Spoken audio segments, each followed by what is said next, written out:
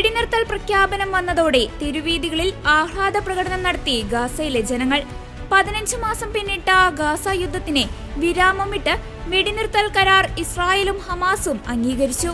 യുഎസിന്റെ പിന്തുണയോടെ ഈജിപ്തിന്റെയും ഖത്തറിന്റെയും മധ്യസ്ഥതയിൽ നടത്തിയ മാസങ്ങൾ നീണ്ട ചർച്ചകൾക്കൊടുവിലാണ് വെടിനിർത്തൽ സാധ്യമാകുന്നത്. വെടിനിർത്തൽ കരാർ ഞായറാഴ്ച പ്രാബല്യത്തിൽ വരുമെന്ന് ഖത്തർ പ്രധാനമന്ത്രി ഷെയ്ഖ് മുഹമ്മദ് ബിൻ അബ്ദുൾ റഹ്മാൻ അൽ താനി വ്യക്തമാക്കി. ഇസ്രായേലിന്റെ യുദ്ധകാല ക്യാബിനറ്റ് കരാറിന് അന്തിമാംഗീകാരം നൽകുമെന്ന് പ്രധാനമന്ത്രി ബെഞ്ചമിൻ നെതന്യാഹുവിന്റെ ഓഫീസ് അറിയിച്ചു. ഡൊണാൾഡ് ട്രംപ് പ്രസിഡന്റായി സ്ഥാനമേൽക്കുന്ന ജനുവരി 20 മുൻപ് വെടിനിർത്തൽ പ്രഖ്യാപനം നടത്താൻ യുഎസ് സമ്മർദ്ദം ചെലുത്തിയിരുന്നു.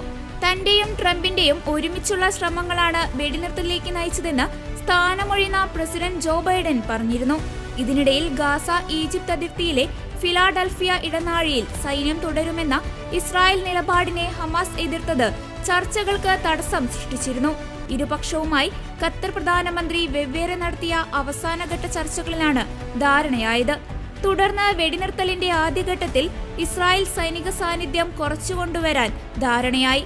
42 ദിവസം നീളുന്ന ആദ്യഘട്ടത്തിന്റെ തുടക്കത്തിൽ ഹമാസിന്റെ ബന്ദികളായ 100 പേരിൽ 33 പേരെ മോചിപ്പിക്കുകയും പകരം ഇസ്രായേൽ ജയിലിലുള്ള 100-ലേറെ പലസ്തീൻകാരെ വിട്ടയക്കുകയും ചെയ്യും.